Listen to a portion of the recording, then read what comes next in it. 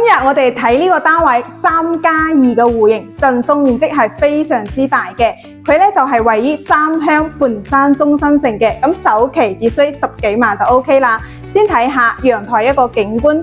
哇！呢邊陽台咧係望翻半山嘅一個園林景嘅，咁遠處都係可以望到少少自建房啦，以及山景嘅。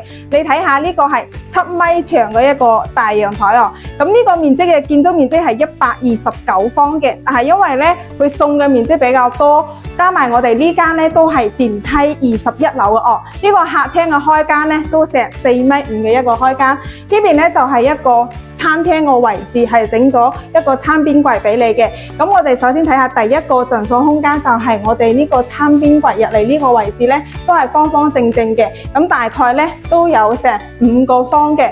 再隔離咧就係一個廚房。哇！有冇睇到佢係超大嘅一個廚房，擴建咗一個陽台，整出嚟咧係特別舒服嘅，而且咧係所見即所得哦。咁我哋再嚟睇下房間呢一邊，呢個戶型咧，佢每間客房咧都係朝南向嘅，而且個景觀嘅話都係特別開揚哦，視野係特別好嘅。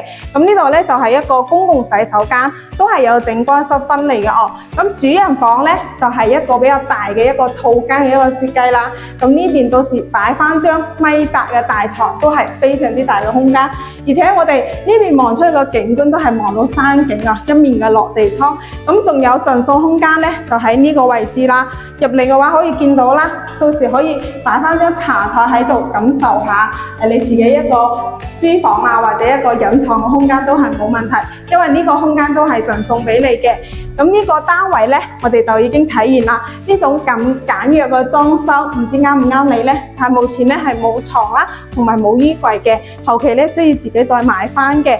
咁呢個單位面積129方，總價依家係放緊108萬，首期只需16萬就可以買低啦。如果你都對呢種單位感興趣，想了解更多信息咧，就可以聯絡翻小林帶你實地睇下啦。